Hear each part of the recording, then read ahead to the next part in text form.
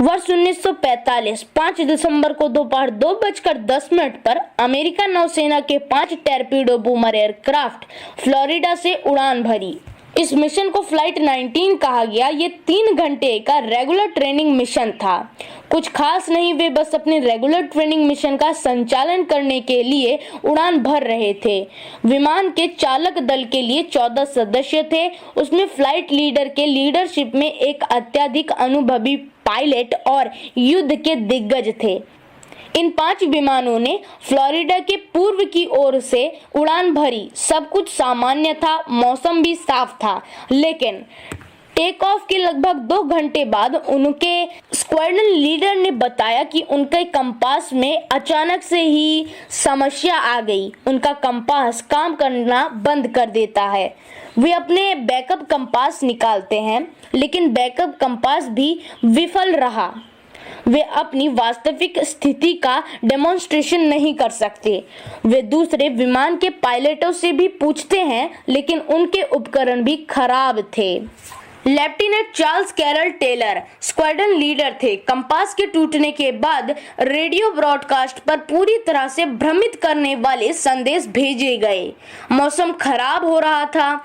शाम को 4:50 पर टेलर का मानना था कि वह उनका जो विमान है वो मेक्सिको की खाड़ी के ऊपर से उड़ रहा है और इसीलिए फ्लोरिडा वापस जाने के लिए उन्हें पूर्व की ओर उड़ान भरनी होगी। इसीलिए उन्होंने बाकी विमानों को पूर्व की ओर उड़ने की आज्ञा दी, लेकिन विमानों में कुछ लोगों ने उड़ान पर विश्वास किया कि वह पहले से ही फ्लोरिडा के पूर्व में उड़ रहे थे और उन्हें पश्चिम में जाने की जरूरत थी। इस संदेश के ठीक बाद उन्हीं विमानों में से किसी एक ने यह कहते हुए एक रेडियो ब्रॉडकास्ट भेजा कि चालक दल के कुछ सदस्यों को विश्वास है कि उनके घर वापस जाने के लिए पश्चिम की ओर उड़ान भरनी पड़ेगी। लेकिन मौसम खराब होता चला जा रहा था और जल्द ही सूर्यास्त, उसके बाद रात का अंधेरा। इस डॉट पर यह माना जाता है कि विमान वास्तव में फ्लोरिडा से 370 किलोमीटर पूर्व में था। शाम को 7:04 पर हमें टेलर की अंतिम रेडियो ब्रॉडकास्ट मिलती है। इसके बाद ये 5 विमान हमेशा के लिए खो गए। आज तक हमें इन विमानों के बारे में कुछ भी जानकारी नहीं है।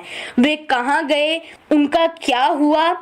फ्लाइट 19 के लापता होने के बाद एक खोज और बचाव मैनीनर विमान को उड़ान भरने के लिए कहा जाता है।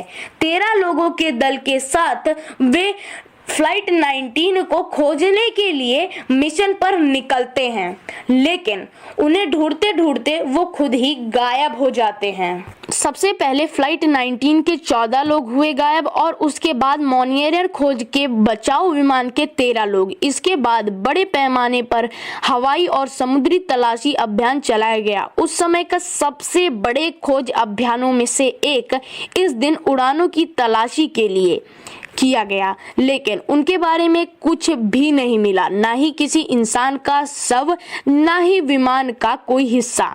सब कुछ गायब हो गया था।